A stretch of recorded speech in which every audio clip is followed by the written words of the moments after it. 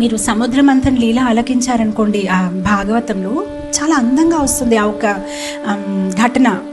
దాంట్లో ఏంటంటే ఈ దేవతలు మరియు ఈ రాక్షసాలు వీళ్ళందరూ ఈ సముద్రమంతనం చేసినప్పటికీ ఎన్నో మంచి మంచి ద్రవ్యాలు, మంచి మంచి వస్తువులు బయటకు వస్తాయి అన్నమాట. సో వాళ్ళందరూ ఇంకా చూసి ఆశ్చర్యపోతారు.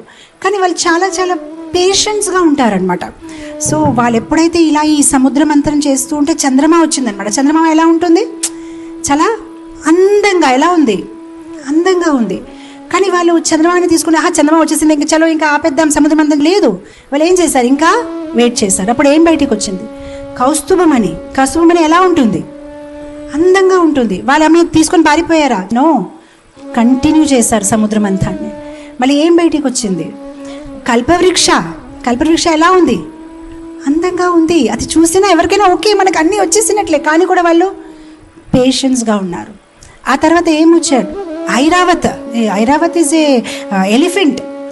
సో ఎలా ఉంటాడు ఐరావత్? అందంగా. కానీ వాళ్ళు ఏమైనా ఆపారా? కంటిన్యూ చేశారు. ఉచ్చేశ్వర. గుర్రం బయటికి వచ్చింది. ఎలా ఉంటుంది ఆ గుర్రం? అందంగా ఉంటుంది.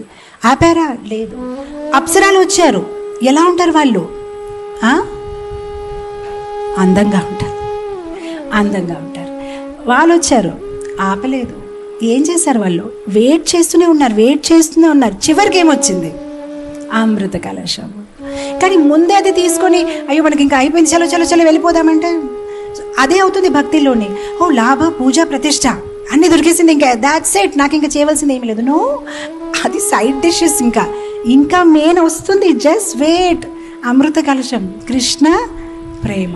మనం ఎందుకు వచ్చాం ఈ భక్తి జీవితంలో? కృష్ణ ప్రేమ, రైట్? సో మనం చాలా పేషెంట్స్గానే దానికోసం వెయిట్ చేయాలి.